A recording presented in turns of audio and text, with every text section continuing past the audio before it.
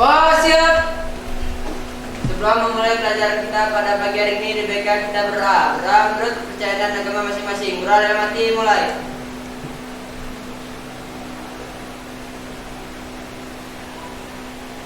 Doa selesai. Bu absen dulu. 15 ya semuanya. Aman berarti. Aldimo hadir. Vanessa. Saya. Oke, Iqbal. Inta Ruang dari Saya. Ismuraka. Sebelum masuk ke materi baru ini termasuk materi baru ya, sel kuota. Tapi sebelumnya kita sudah mengenal nih tentang reaksi redoks. Ya, ingat reaksi redoks. Berarti ini masih ingat ya walaupun libur lama, tapi kalian masih tetap mengingatnya. Bagus. Redoks itu apa sih? Redoks, reaksi Reduksi reduksi oksidasi. Benar. Reaksi reduksi dan oksidasi. Ada 3 konsep redoks. Ada yang tahu 3 konsep redoks? Saya, Bu. Gimana boleh? Konsep reaksi redoks yang melibatkan oksigen berdasarkan perpindahan elektron dan berdasarkan perubahan bilangan oksidasi, Bu. Benar jawaban Mila? Benar. Iya, melibatkan oksigen berdasarkan perpindahan elektron dan berdasarkan perubahan bilangan oksidasi, biloksnya. Benar, terima kasih Mila. Kalau berdasarkan oksigen berarti yang namanya reaksi reduksi itu reaksi yang melepaskan oksigen. Ya. Kalau reaksi oksidasi berarti kalau satu yang melepaskan maka oksidasi mengikat, iya, menyerap oksigen. Kalau berdasarkan elektron, perubahan elektron ada yang tahu? Apa itu konsep redoks menurut perubahan elektron? Boleh Nesya? Kalau reduksi menangkap elektron dan oksidasi melepaskan elektron. Reduksi menangkap elektron, oksidasi melepaskan elektron. Benar yang dijawab sama Mesya? Nah, Mesya masih ingat ini ya, yang namanya reduksi melepaskan elektron, maka oksidasi mengikat elektron. Maka di sini terjadi perubahan bilangan oksidasi. Ya, berdasarkan konsep biloks apa sih yang namanya reaksi redoks? Bu, Raka, boleh? berarti kalau reduksi bioksinya turun dan oksidanya biloksnya naik ke ya? Iya ya, kalau dia melepaskan elektron maka biloksnya naik. Kalau dia menerima elektron biloksnya turun. Benar, terima kasih semuanya. Berarti kalian masih mengingat ya. Alhamdulillah. Ini adalah contoh aplikasi dari sel kuota ya. Kehidupan kita sehari-hari pasti membutuhkan listrik, ya enggak? Ya. Tanpa yang ada listrik ya. Sekarang semuanya bergantung pada listrik. Makan kita masak aja pakai listrik, ya mencuci segala tanpa menghubungkan kabel ke sumber listrik. Ya. Nah, inilah tercetuslah baterai aki seperti ini. Baterai ini diciptakan oleh Alessandro Volta. Oleh karena itu namanya nanti sel Volta. Ya. Mengapa baterai bisa menghasilkan listrik? Kenapa? Karena di dalam baterai terdapat yang namanya elektrode. Elektrode ada anode dan katode ya. Tapi di situ membutuhkan suatu media. Medianya apa? Media elektrolit. Ya, nanti elektrolit itu sebagai media yang menghantarkan listrik dari anode ke katode.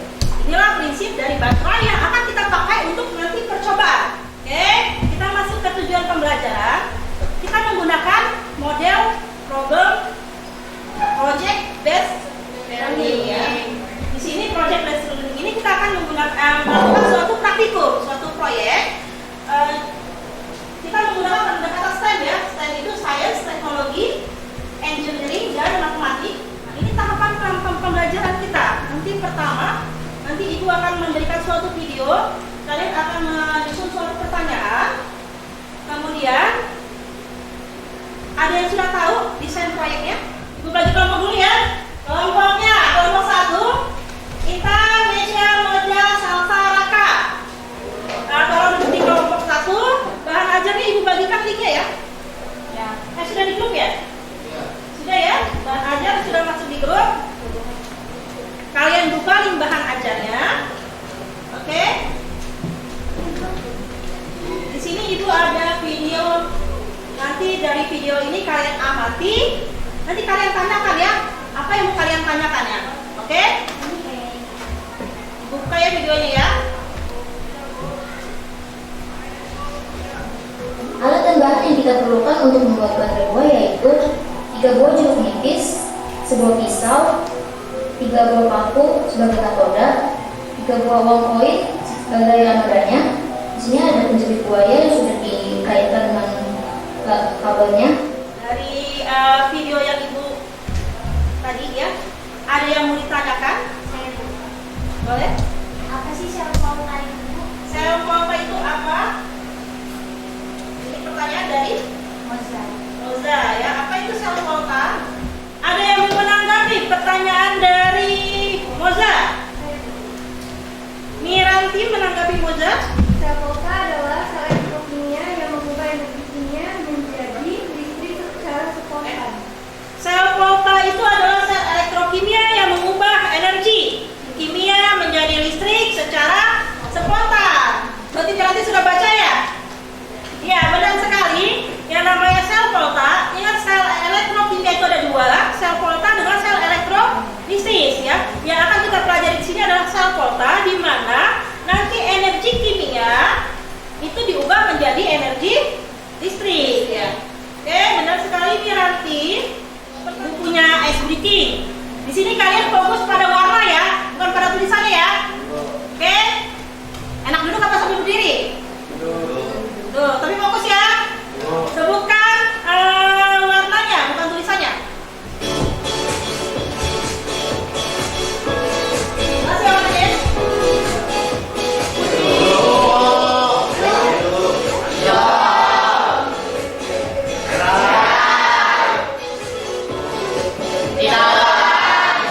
Kita masuk ke materi ya. Materi tentang sel volta, prinsip kerja sel voltanya. Nah, ini materi kita. Kali ini kita akan mempelajari cara kerja sel volta. Sel galvanik atau sel volta dapat dibentuk oleh logam Zn yaitu Zn dan logam tembaga atau Cu. Sebagai anoda adalah logam Zn yang dimasukkan dalam larutan zinc sulfat ZnSO4. Sudah dilihat prinsip kerja sel volta? Ya. Pada sel volta itu ada 2 elektrode. Ya. Anoda dan katode. Dan anoda itu fungsinya dia akan mengalami reaksi oksidasi. Logam anoda mengalami oksidasi sedangkan katode mengalami reduksi ya. Ya, reduksi ini katode ya, logam katode kemudian dikurang E0 oksidasi. E0 reduksi itu E0-nya nilai lebih besar daripada oksidasi ya. Ibu punya salin. Dari diketahui seperti ini ya. Tolong ada yang bisa menuliskan reaksinya? Iqbal, boleh minta tolong. Nb2 plus mengalami reduksi, sedangkan Nb2 plus mengalami. Berarti Iqbal sudah paham ya? Benar ya? Di sini ada setengah reaksi di katode, setengah reaksi di anoda ya. Katodenya mengalami reduksi, maka dia mengikat elektron, sedangkan anodanya mengalami oksidasi, maka di anoda itu melepaskan elektron. Jadi elektronnya berada di sebelah kanan ya. Sekarang kita masuk ke proyek kita. Ya. Apa aja yang disiapkan? Ada buah. Kemudian ada voltmeter ya. Kayak tampilannya kita ya. Di sini ada koin. Koin itu sebagai apa? Katodenya. Kemudian ada seng ya. Zn. Kita pakai satu sini sebagai anoda ya. Koin sebagai katode ya. Kemudian buah, terus kabel ya. Sekarang setiap kelompok tolong desain gambar ya. Kalian desain perencanaan proyek kalian gambarkan. Oke, Ibu kasih 5 menit ya. Kita susun jadwal. Sini hari apa nih? Hari Jumat, pukul berapa ini? Hari Jumat, tanggal 6 Januari jam 9:50. Oke, jadwal. Nanti pelaksanaan proyek 30 menit selesai ya. Jadi selesainya jam berapa nih? 10? 10 lewat? 30 lah. 30 menit jadi 10 lewat berapa nih? 20. Oke. Kerjakan proyeknya. Ada yang mencatat hasilnya, ada yang mengambil dokumentasinya ya.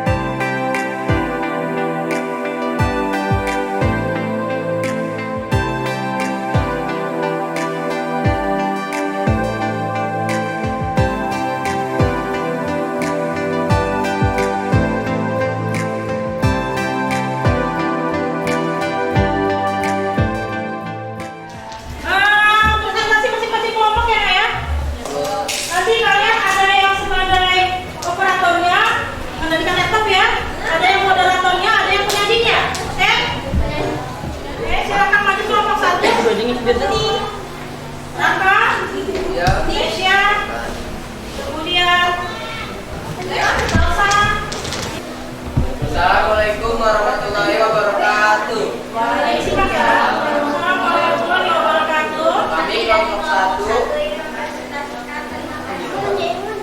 kerja kami. Satu, pendahuluan latar belakang. Kita tahu di balik bentuknya yang kecil, ternyata jeruk nipis mempunyai manfaat yang sangat besar. Jeruk nipis merupakan salah satu jenis buah yang banyak diproduksi di Indonesia. Tanaman jeruk nipis akan tumbuh dengan baik di lokasi yang mendapat cukup sinar matahari. Jeruk nipis mengandung seri asam yang tinggi. Buah jeruk nipis banyak mengandung vitamin C, asam sirat, asam amino. Nah, ini datanya coba lihat. Kasih nama apa coba? Fotonya, ya. Buah-buah dia tidak menyala ya. Ketika 3 buah, 4 buah sudah mulai menyala ya. 3 buah itu, ini 4 buah terang ya. Oke. Ada pertanyaan untuk kelompok 1? Nova. Coba dicatat. Nova mau tanya. Mengapa pada percobaan menggunakan rangkaian seri bukan paralel? Mengapa percobanya kita menggunakan rangkaian seri? Ya, tadi kita menggunakan rangkaian seri nak ya. Ya. Sudah dicatat? Ada yang mau menjawab? Izin menjawab, rangkaian paralel disusun secara sejajar sedangkan pada seri disusun berurutan, sehingga pada rangkaian seri arus listrik yang mengalir sangat besar pada tiap buah, jadi tegangan listrik yang dihasilkan dibagi sama besar sehingga lampu yang dihasilkan akan lebih terang. Bisa dipahami Nova? Sudah. Bisa dipahami kenapa dia rangkaian menggunakan rangkaian seri? Ya, jadi cukup pertanyaan untuk kelompok 1? Oke, kita kasih aplaus untuk kelompok 1 ya. Assalamualaikum warahmatullahi wabarakatuh. Waalaikumsalam warahmatullahi wabarakatuh. Jadi kesimpulannya apa nih? Yang bisa kita ambil dari pelajaran kali ini? Buah-buahan dapat menghasilkan arus listrik dan mengandung elektrik. Buah-buahan dapat mengantarkan arus listrik karena mengandung larutan elektrolit ya. Ibu sudah membagikan link post test di grupnya. Buka. Ya, kita kerjakan post test ya Nak ya. Itu di situ ada 10 soal. Itu Ibu buat soalnya di Google Form, silakan dibuka. Dikerjakan, Ibu kasih waktu sekitar 10 menit ya. Oke?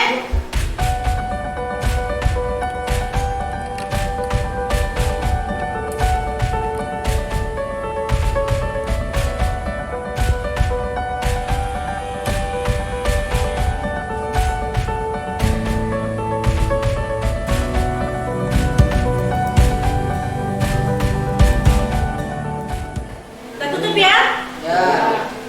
Silakan kalian beristirahat di rumah. Ya. Kemudian untuk minggu depan kita akan mempelajari sel volta ya. Nanti kita pelajari lagi sel volta supaya didalami lagi materinya. Ibu ucapkan terima kasih. Tetap jaga kesehatan. Assalamualaikum.